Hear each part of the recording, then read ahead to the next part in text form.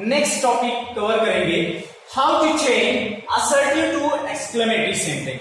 इसका मतलब ये कि असर्टिव सेंटेंस को हम एक्सक्लेमेटरी सेंटेंस में किस तरीके से तब्दील करेंगे, आज उसका मेथड, उसका तरीका हम यहाँ पे जानेंगे।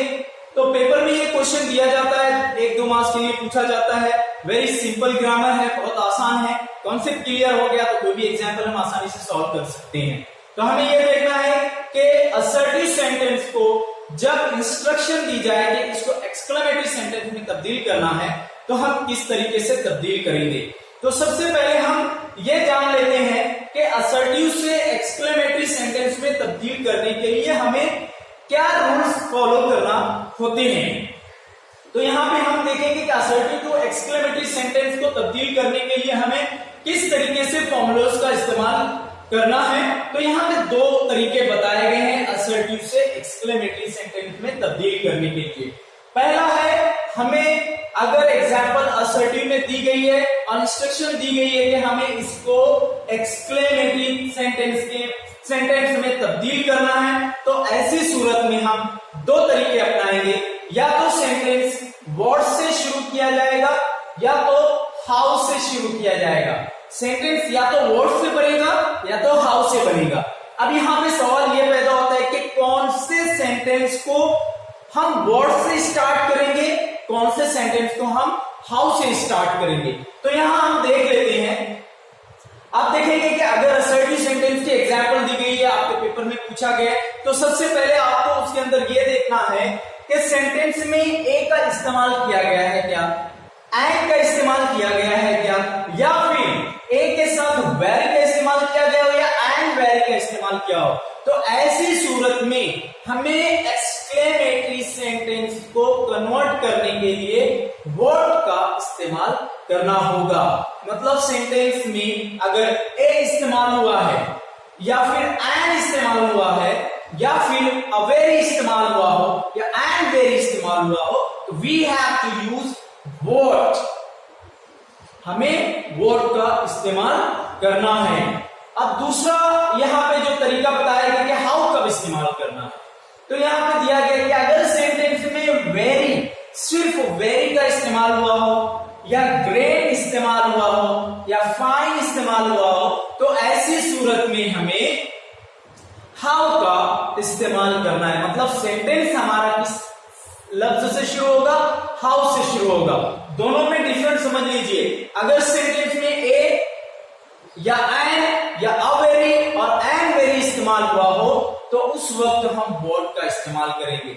अब यहां पर एक और इंपॉर्टेंट चीज, जब हम सेंटेंस को वर्ड से स्टार्ट करेंगे और सेंटेंस के अंदर, असर्टिव सेंटेंस के अंदर अ वेरी और एंड वेरी का इस्तेमाल किया गया है, तो हमें ए और एंड दोनों को इस्तेमाल करना है जिस जुमले में दिया गया हो, लेकिन वेरी इसको कट कर देंगे, हम इसका इस्तेमाल नहीं करेंगे। मतलब जब असर्टिव सेंटेंस के अंदर अवेरी का इस्तेमाल किया गया हो तो उसको एक्सक्लेमेटरी सेंटेंस में तब्दील करने के लिए ए का तो इस्तेमाल करेंगे लेकिन वेरी का इस्तेमाल नहीं करेंगे, क्योंकि उसकी मीनिंग यहां से कवर हो जा रही है। तो वेरी का हम इस्तेमाल नहीं करेंगे। एक्सक्लेमेटरी सेंटेंस बनाने के लिए हमें वेरी की जरूरत नहीं पड़ती है। इसी तरीके से जब यहां पर सिर्फ वेरी का इस्तेमाल किया गया हो तब हम हाउ से शुरू करेंगे और वेरी को कट कर देंगे। मतलब हम जुमले में वेरी का इस्तेमाल नहीं करेंगे। जब भी सेंटेंस में वो चाहे वर्ड से शुरू हो रहा हो या चाहे हाउ से शुरू हो रहा हो, हम वेरी का इस्तेमाल नहीं करेंगे, क्योंकि ये जो वर्ड्स है ये उस मीनिंग को कवर कर देते हैं। अब यहां पर हम इसके फॉर्मूले समझ लेते हैं कि how we can change assertive sentence into exclamatory sentence को हम किस तरीके से इंटरचेंज करेंगे। उसके फॉर्मूले हैं यहाँ पर, बहुत ही सिंपल फॉर्मूला है। जैसे फॉर एग्जांपल अगर सेंटेंस में ए और एंड का इस्तेमाल किया गया हो तो हम वर्ड से शुरू करेंगे। तो यहाँ पे मैंने बताया कि वर्ड इस्तेमाल किया जाएगा, उसके फौरन बाद ए और एंड स्टार्ट। आपके एग्जाम्पल में असर्टिव सेंटेंस में अगर ए और एंड का इस्तेमाल किया गया है तो हमें ए और एंड दोनों में से जो भी दिया गया है क्वेश्चन में वो इस्तेमाल करना है। उसके बाद फौरन हमें एडजेक्टिव का इस्तेमाल करना है। क्योंकि without adjective we can not change, तो adjective is very important here. तो एडजेक्टिव का इस्तेमाल करना है। उसके बाद सब्जेक्ट जो सेंटेंस में दिया गया, असर्टिव सेंटेंस में जो सब्जेक्ट दिया गया है वो हम इस्तेमाल करेंगे। उसके बाद हेल्पिंग वर्ब जो दिया गया है वो यूज करेंगे और लास्ट में साइन ऑफ एक्सक्लेमेशन मार्क लगाएंगे। If we will not do this we can not get complete marks. तो दिस इज वेरी इंपॉर्टेंट, क्योंकि हम असर्टिव से एक्सक्लेमेटरी में तब्दील कर रहे हैं, तो असर्टिव से exclamatory sentence without exclamation marks complete नहीं होता है। तो एक्सक्लेमेशन मार्क्स को भूलना नहीं है। ये फॉर्मूला कौन से सेंटेंस का है? जिस सेंटेंस में a, and, a very, and very का इस्तेमाल हो रहा हो तो हम वर्ड से शुरू करेंगे, उसके बाद ए और एंड जो दिया गया है उसको लिखेंगे। अगर एडजेक्टिव, सपोज क्वेश्चन के अंदर ए इस्तेमाल किया गया है और उसके बाद एडजेक्टिव अगर वॉवेल साउंड से शुरू हो रहा है तो हमें ए की जगह एन लिखना पड़ेगा, क्योंकि एन वॉवेल साउंड से के साथ यूज किया जाता है। तो खैर वो बहुत रेयर एग्जांपल होती है, तो हमें वर्ड लिखना पड़ेगा, या तो ए और एन का इस्तेमाल करना है, या तो फिर उसके बाद प्लस एडजेक्टिव का इस्तेमाल करना है, प्लस सब्जेक्ट लिखना है, प्लस हेल्पिंग वर्ब लिखना है, लास्ट में साइन ऑफ एक्सक्लेमेशन मार्क। ये वर्ड का फॉर्मूला हो गया। अब सेंटेंस सपोज दैट हाउ से शुरू हो रहा है, सेंटेंस में वेरी का इस्तेमाल किया गया हो, ग्रेट का इस्तेमाल किया गया हो, फाइन का इस्तेमाल किया गया हो, तो हम सेंटेंस को हाउ से शुरू करेंगे। तो फॉर्मूला किस तरीके से बनता है? सबसे पहले लिखेंगे हम हाउ, ओके। उसके फौरन बाद हम लिखेंगे एडजेक्टिव, क्योंकि सेंटेंस में ए और एन नहीं दिया गया।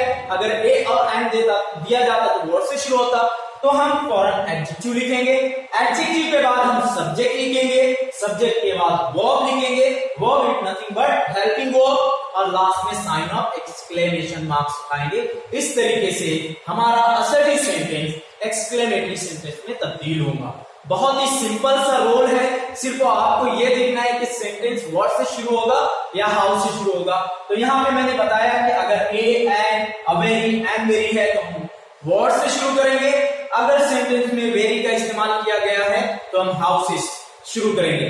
लेकिन सेंटेंस में, असर्टिव सेंटेंस में अगर वेरी का इस्तेमाल किया गया है, वो चाहे आप वर्ड से शुरू कर रहे हो या हाउ से शुरू कर रहे हो, वेरी को कट कर देंगे, वेरी का इस्तेमाल हम नहीं करेंगे। This is very important. If you will write very in the answer, you will not get marks because the example will be the answer will be wrong. Clear? We should not use very in the answer. Answer के अंदर हम इस्तेमाल नहीं करेंगे। अब now look at the examples of interchange assertive to exclamatory. यहाँ पे मैंने लिखा है example, it is a fine morning. It is a fine morning. अब यहाँ पे it यहाँ पे as a subject इस्तेमाल हुआ है, is as a verb इस्तेमाल हुआ है, helping verb, a fine adjective morning. Okay, यहाँ पे फाइन जो है एडजेक्टिव के तौर पे इस्तेमाल हुआ है। अब सेंटेंस में यहाँ पर चूंकि ए का इस्तेमाल किया गया है, अब सवाल ये पैदा होगा कि हम वर्ड से शुरू करें या हाउ से शुरू करें। तो मैंने यहाँ पे पहले ही बताया है कि अगर सेंटेंस में ए का इस्तेमाल किया गया है तो किससे शुरू करेंगे? वर्ड से शुरू करेंगे। इसलिए यहाँ पर ए इस्तेमाल किया गया है सेंटेंस में, तो हम वर्ड से एक्सक्लेमेटरी सेंटेंस बनाएंगे।